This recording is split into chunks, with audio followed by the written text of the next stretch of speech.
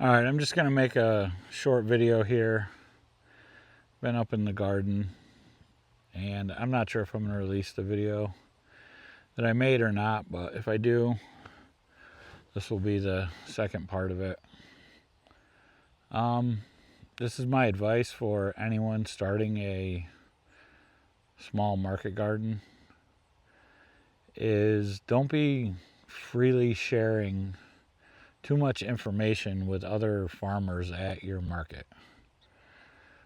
As I walk through and think about, right now I'm just looking at my natural pest control. These are some flowers I planted to attract beneficial insects. But anyway, so back to what I was talking about. My market garden this year has been doing poorly, partially from weather, and the other part that I haven't really talked about is I guess it's my own doing. When I decided I wanted to market garden, I went to the farmer's market that I wanted to get into the year before. I walked through and saw what people were growing and selling, and then I crop planned to not grow or sell the same varieties. So, for example, we can go with yellow squash. When I walked through there, the summer before, everyone was growing just regular yellow or crookneck yellow squash. So I didn't want to grow that to step on their toes, so I grew Zephyr. Zephyr looks totally different. It has a green bottom. It's closer to a zucchini. So the first year I grew that. First year we market gardened, that is what I grew. I had grown it before for myself. I liked it better. And we went from gardeners to market gardeners. We fed neighbors and friends, but I always wanted to grow things that weren't available by anyone else. So several different kinds of lettuce that I grew them because I couldn't go buy them. So there's that. Radish. I grew French breakfast radish. Those were not at the farmer's market. So I grew French breakfast radish. It took 2 years, but this year multiple other growers are growing French breakfast radish. They're growing Zephyr zucchini or Zephyr yellow squash. And this year I switched to striped zucchini, so I do have that. That's different. All my lettuces have been duplicated. You know, like Muir. Muir is really the rock star of the garden, but you can't have 6 people selling Muir lettuce in a small rural farmer's market. You have to be different. So when you have success with it and somebody else that pretends to be your friend comes over and says, "Oh, your lettuce is beautiful. What kind of lettuce is that?" And you tell them, and then 8 weeks later they have it.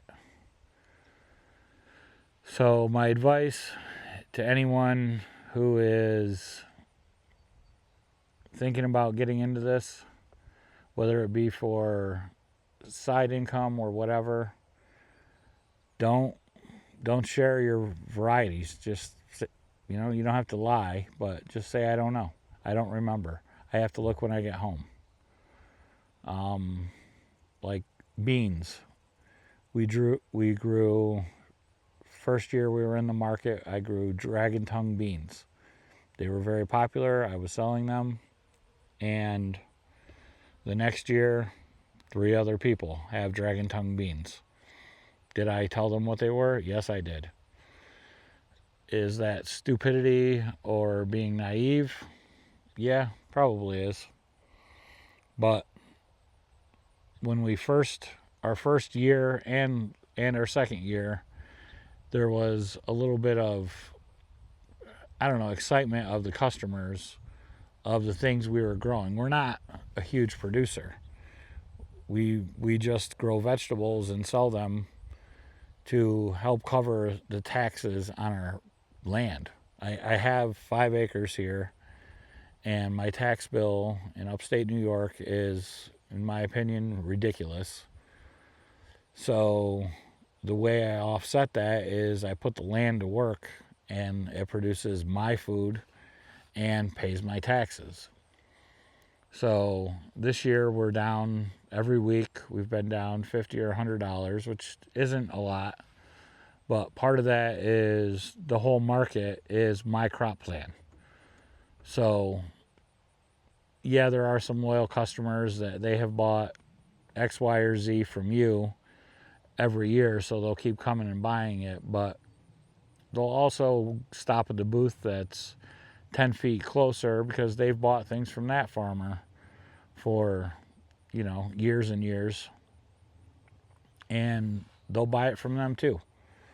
So is there room for 3 different kinds of radish? Yeah, I believe so. I've seen people buy red round radish from one vendor and then a handful of French breakfast radish from me. Well, now all the vendors have French breakfast radish that grow radish. They all have Hakurei turnips. Nobody even knew what they were when I started selling them. I marketed them as salad turnips because that's how I like to eat them. Well, this year, there's 4 people, really only 2 people that have Hakurei turnips every week, just like I do. I had them every week last year and the year before, whether that meant shade cloth or whatever. To have them, I'd sell, 10, 15 bunches, $30, $45. Well, now I'm selling 3 bunches because there's 2 other people that have them that are selling the same amount that I am. We go through that. It's lettuce. It's all of it. Sharing my crop plan. Spinach. I grow spinach in the summer. This year I'm slacking on it because I'm less motivated because of the taking spinach when everybody has spinach. Well, the reason they all have spinach is because I opened my big mouth and said, yeah, you can grow lizard spinach in the summer. Just put it somewhere that gets a little bit of shade. So I don't like being dishonest, and my whole approach to farming when I stepped into it was the people at the market are not my competition. That's how I look at it. I look at small farmers as not my competition. The competition is and should be the big box stores that are selling food sprayed with poison. And realistically, other people don't look at it that way. They look at you as their competition, and if you grow something, they're going to grow the same thing and try and push you out. So the only advantage you have there is to do it better. Well, a radish is a radish, and a turnip is a turnip. So I don't know how to make them better than what I already grow. We can go to talk about small red onions. When I went to that market, before I started selling there, I walked around and everybody had large white onions. So I didn't grow with large white onions the first year. The second year, I grew red onions. So the second year, many other vendors had red onions too. I mean, is it fair to say that I'm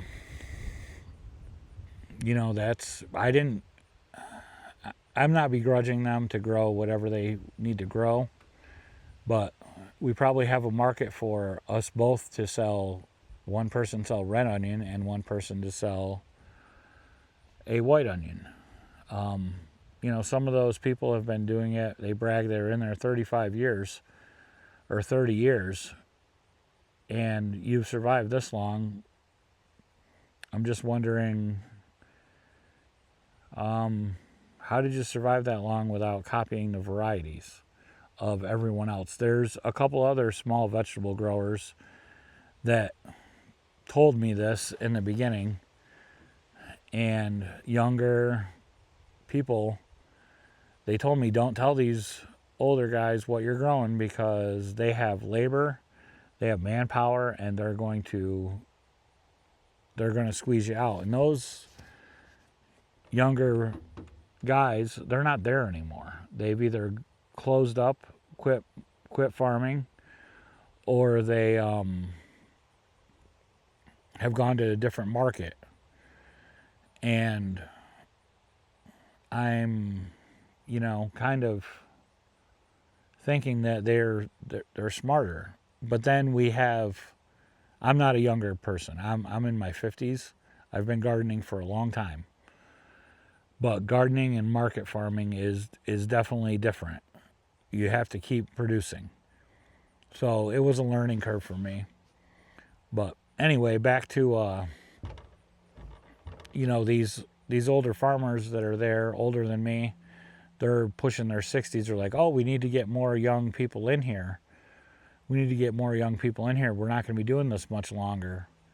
And then if a younger or different person comes in to get into it, while I am younger than them, I'm not a young person, but they come to get into it, they squash you like a grape. They take everything you have success with, and that is what they'll be growing. So it's hard to be successful in a small rural area. Yeah, there's other markets we could go to, and we're looking into doing that next year. But it's just sad because you kind of build some relationships with customers. Unfortunately, the relationships that you build with 25 to 30% of the customers isn't enough to keep you competitive when the market is all the same stuff. If that makes sense. If you are watching this and I don't know, you live out where, it's not a million people going to the farmer's market, and you walk into the farmer's market and it's, okay, 4 people growing the same cucumber, lettuce, tomato, squash, zucchini, no variety. You're going to grab from the people that are closest. You might walk through there a couple times, but as you come back next week, you're going to grab from the very first vendor. You can grab everything you need and be out of there. So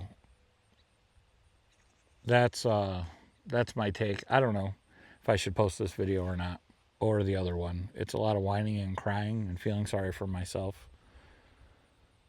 So have a good day.